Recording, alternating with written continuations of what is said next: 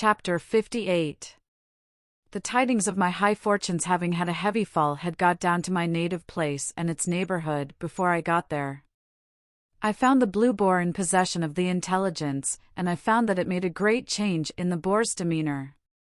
Whereas the Boar had cultivated my good opinion with warm assiduity when I was coming into property, the Boar was exceedingly cool on the subject now that I was going out of property. It was evening when I arrived, much fatigued by the journey I had so often made so easily. The Boar could not put me into my usual bedroom, which was engaged, probably by someone who had expectations, and could only assign me a very indifferent chamber among the pigeons and postchaises up the yard. But I had as sound a sleep in that lodging as in the most superior accommodation the Boar could have given me, and the quality of my dreams was about the same as in the best bedroom.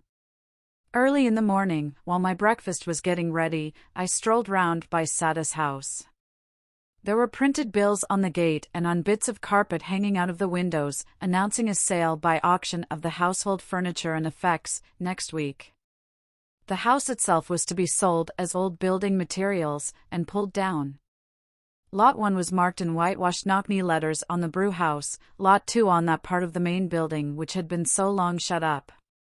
Other lots were marked off on other parts of the structure, and the ivy had been torn down to make room for the inscriptions, and much of it trailed low in the dust and was withered already. Stepping in for a moment at the open gate, and looking around me with the uncomfortable air of a stranger who had no business there, I saw the auctioneer's clerk walking on the casks and telling them off for the information of a catalogue compiler, pen in hand, who made a temporary desk of the wheeled chair I had so often pushed along to the tune of Old Clem. When I got back to my breakfast in the Boar's coffee room, I found Mr. Pumblechook conversing with the landlord. Mr. Pumblechook, not improved in appearance by his late nocturnal adventure, was waiting for me, and addressed me in the following terms: "Young man, I am sorry to see you brought low. But what else could be expected? What else could be expected?" As he extended his hand with a magnificently forgiving air, and as I was broken by illness and unfit to quarrel, I took it. "William," said Mr. Pumblechook to the waiter, "put a muffin on table." "And has it come to this? Has it come to this?" I frowningly sat down to my breakfast. Mr. Pumblechook stood over me and poured out my tea, before I could touch the teapot, with the air of a benefactor who was resolved to be true to the last. "William," said Mr. Pumblechook, mournfully, "put the salt on. In happier times," addressing me, "I think you took sugar. And did you take milk?" "You did. Sugar and milk. William, bring a watercress."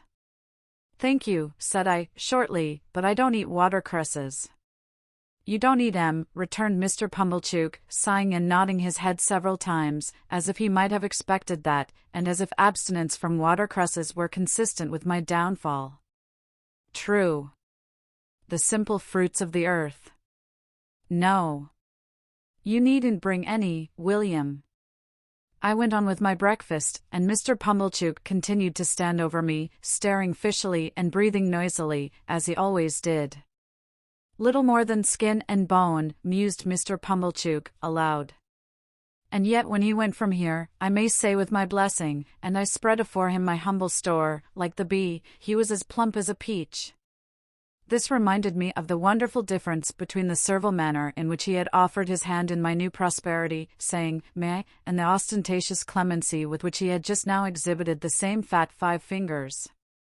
"Ha," he went on, handing me the bread and butter. "And air you a-going to Joseph?" "In heaven's name," said I, firing in spite of myself, "what does it matter to you where I am going?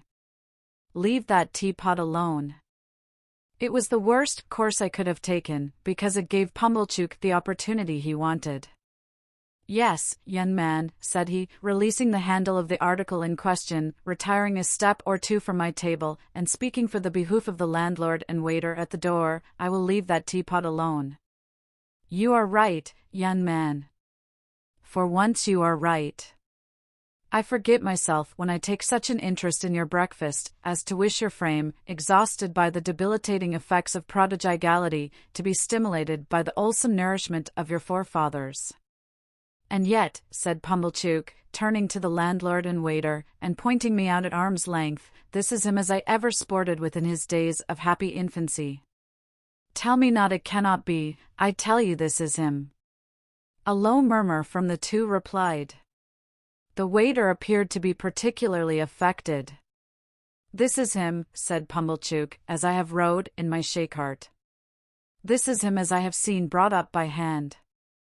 This is him unto the sister of which I was uncle by marriage, as her name was Georgiana Maria from her own mother, let him deny it if he can. The waiter seemed convinced that I could not deny it, and that it gave the case a black look. Young man, said Pumblechook, screwing his head at me in the old fashion, you are a-going to Joseph. What does it matter to me, you ask me, where you are a-going? I say to you, sir, you are a-going to Joseph. The waiter coughed, as if he modestly invited me to get over that. Now, said Pumblechook, and all this with a most exasperating air of saying in the cause of virtue what was perfectly convincing and conclusive, I will tell you what to say to Joseph. Here are squires of the boar present, known and respected in this town, and here is William, which his father's name was Potkins, if I do not deceive myself. You do not, sir, said William. In their presence, pursued Pumblechook, I will tell you, young man, what to say to Joseph. Says you, Joseph, I have this day seen my earliest benefactor and the founder of my fortunes. I will name no names, Joseph, but so they are pleased to call him uptown, and I have seen that man. I swear I don't see him here, said I. Say that likewise, retorted Pumblechook. Say you said that, and even Joseph will probably betray surprise. There you quite mistake him, said I know better. Says you, Pumblechook went on, Joseph, I have seen that man, and that man bears you no malice and bears me no malice. He knows your character, Joseph, and is well acquainted with your pig-headedness and ignorance, and he knows my character, Joseph, and he knows my want of gratitude.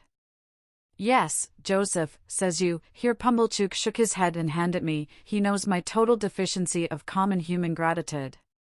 He knows it, Joseph, as none can. You do not know it, Joseph, having no call to know it, but that man do. Windy donkey as he was, it really amazed me that he could have the face to talk thus to mine. Says you, Joseph, he gave me a little message, which I will now repeat. It was that, in my being brought low, he saw the finger of Providence. He knowed that finger when he saw Joseph, and he saw it plain. It pined out this writing, Joseph. Reward of ingratitude to his earliest benefactor, and founder of fortunes. But that man said he did not repent of what he had done, Joseph. Not at all. It was right to do it, it was kind to do it, it was benevolent to do it, and he would do it again. It's pity, said I, scornfully, as I finished my interrupted breakfast, that the man did not say what he had done and would do again. Squires of the boar. Pumblechook was now addressing the landlord, and William. I have no objections to your mentioning, either uptown or downtown, if such should be your wishes, that it was right to do it, kind to do it, benevolent to do it, and that I would do it again. With those words, the impostor shook them both by the hand, with an air, and left the house, leaving me much more astonished than delighted by the virtues of that same indefinite. I was not long after him in leaving the house too, and when I went down the high street I saw him holding forth, no doubt to the same effect, at his shop door to a select group, who honoured me with very unfavourable glances as I passed on the opposite side of the way.